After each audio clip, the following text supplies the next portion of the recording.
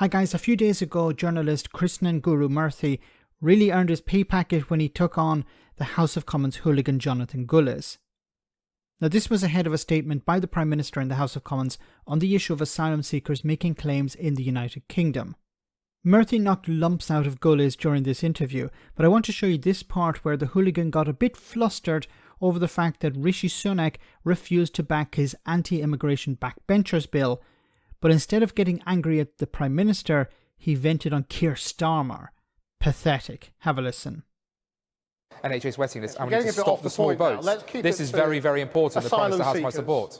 And why you don't want to let asylum seekers into Britain, and why you don't have any credibility on that. I mean, well, I do want to. I do you said believe this a year Chris, ago. That people this should comes come. round every time at sort of election time, doesn't it? And we've got local elections coming up. I think that's very later unfair, on, Chris, and it was raised last year, and you didn't do it. How is it unfair? It's the reality. The Conservatives are always focusing on immigration. They pull it out of the hat. Oh, there's an election coming up. Well, let's fire up the base, throw them some red meat, talk about immigration, and avoid talking about bread and butter issues that actually affect ordinary people. And here we are again. You still haven't done it, and you're still talking about it. We did do it last year. The Nationality and Borders Act, a superb piece of how many have you legislation, which is currently going through the UK legal court system. And ultimately, I believe that what happened at the Court of Appeal will be backed up in the Supreme Court when it eventually gets there. That what we're doing is lawfully able to be done. And I'm sure the Prime Minister will face similar legal challenges again in the UK court system. And we'll go through that and make sure then we deliver on those priorities. What I am very clear on is we should totally ignore the ECHR's rulings, like we propose to do in the Bill of Rights, because the ECHR should not be dictating sovereign border control of our country. You want the parties to break the law, and they said no. I mean, you at least had a bill. Let's not forget, Krish. And none of your colleagues supported you on it.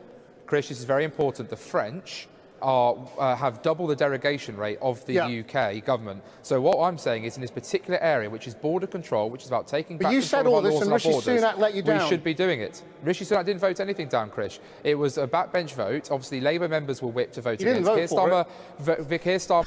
But Rishi Sunak didn't support you. The government didn't support you on this.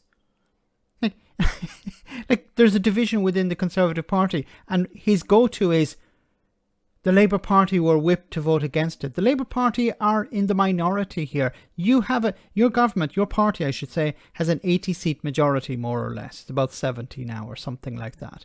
But they have a massive majority, and they couldn't vote for this.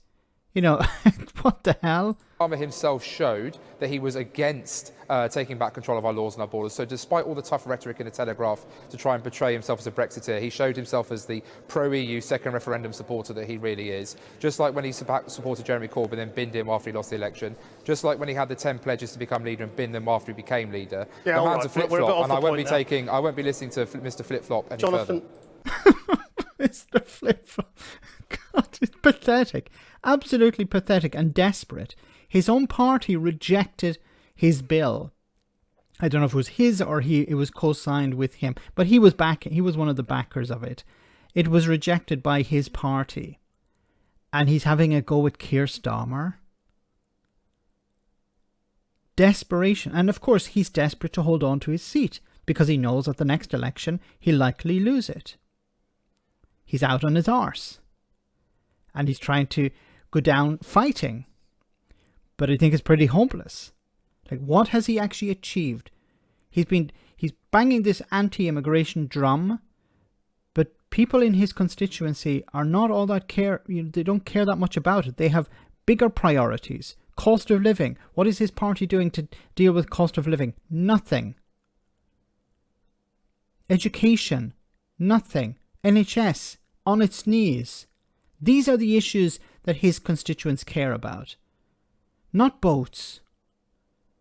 And people are starting to wake up to the reality that every election cycle the Tories pull out the immigration issue. Throw this red meat to the base. But the base is getting smaller and smaller. You know, this may have worked some years ago, but there's a cost of living crisis. People are struggling to feed themselves, to heat their homes. They're not concerned about immigration. I know the right-wing press will try and push as many buttons as possible, try and encourage more and more people to be engaged on this issue, but it's no longer working.